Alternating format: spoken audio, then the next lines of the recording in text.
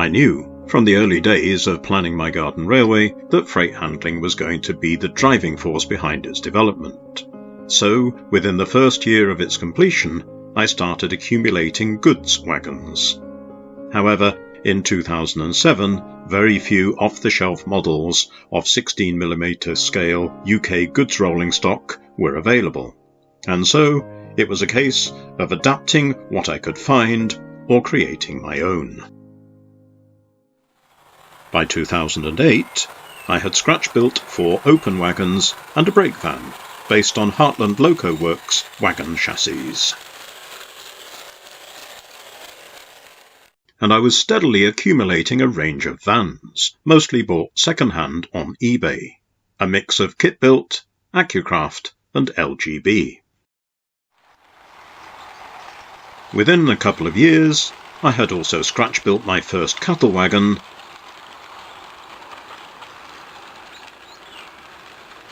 and acquired an LGB toy train timber wagon and a tanker wagon.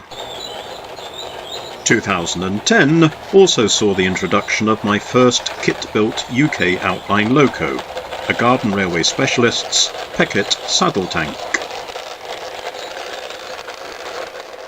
By 2011, recognising that open wagons tend to be the most numerous style of wagon on UK narrow gauge railways, I set about casting around a dozen in resin, using my own moulds.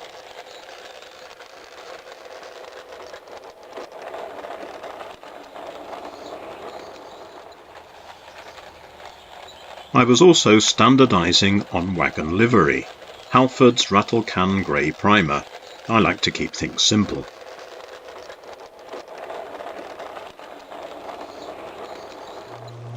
By 2013, my fourth loco was scratch-built Southwold Railway's Manning Wardle Loco No. 4 and my first battery-powered loco. I also had a couple of IP Engineering cattle vans and some new loads for open wagons. By the following year, my locos were beginning to find their voices, and a flat wagon with a resin money box tractor load had appeared, together with a crane wagon and some bolster wagons.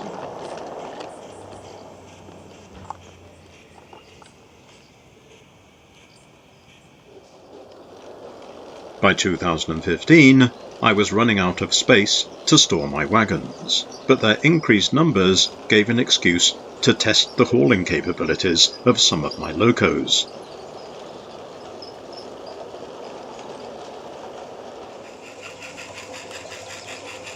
I now had sufficient cattle wagons and vans to be able to run market day specials, and a dedicated milk churn wagon complemented the agronomic bias of the traffic on the line.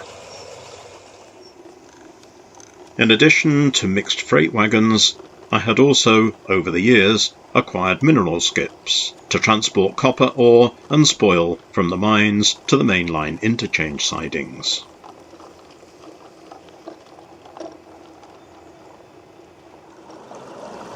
Over the years, line-side businesses, such as the grist mill between Peckforton and Buckley, have evolved to provide plausible reasons for the freight transported by the railway.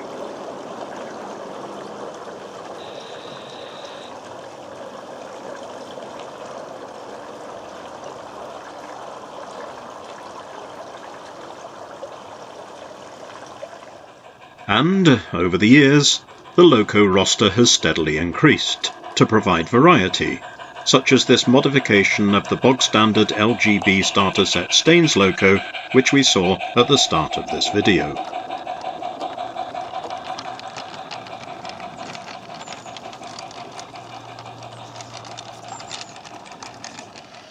Another loco modification is this LGB Otto Bash, transforming it into a sort of Black Hawthorn 040 saddle tank loco. Note also the new pit props wagon, and how, 12 years after the railway came into existence, I am still using plastic LGB style hook and loop couplings.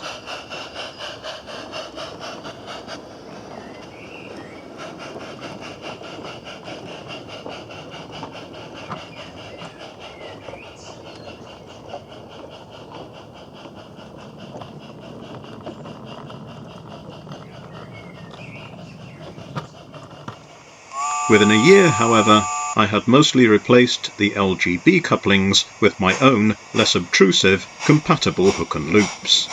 Although they aren't prototypical, they are cheap, and more importantly, quick and easy to couple and uncouple, making shunting operations efficient and relatively stress-free.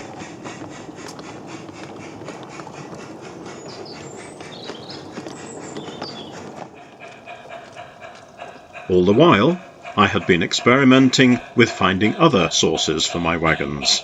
The van towards the rear of this train, for example, started life as a Newquay Continental boxcar. It was shortened and modified into something which might have been found on a 3-foot narrow-gauge railway in the UK or Ireland. During the various lockdowns of 2020, I resurrected some of the kits which had languished on my shelves. The IP Engineering sheep wagon at the head of this train was one such example. The guards van bringing up the rear had been around for a while, one of Garden Railway Specialist's combi kits.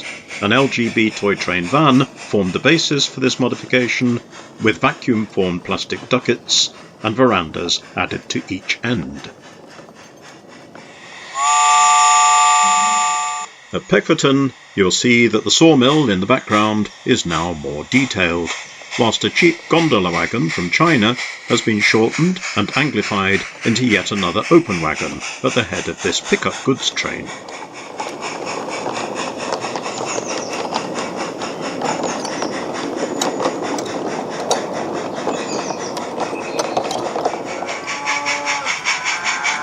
Another slightly quirky innovation was the addition of sound effects to a couple of cattle wagons, thanks to some very cheap MP3 players.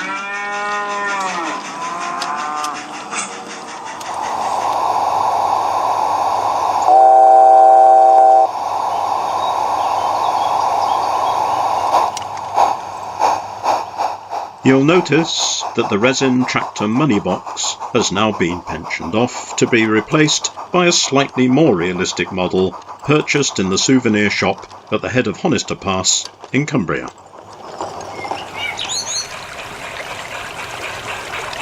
Returning to the mill once more, we see the modified Staines loco on an up pickup goods.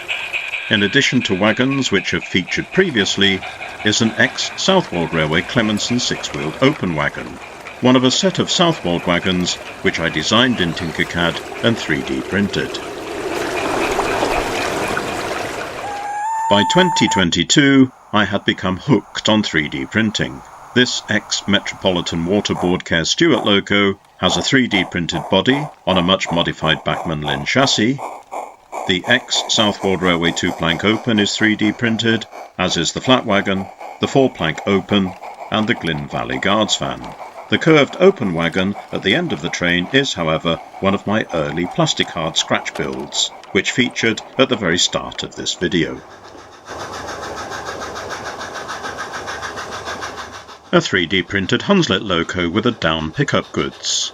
I had sold off most of my large vans to replace them with 3D printed versions, such as the short wheelbase and long wheelbase Southwold vans in this train.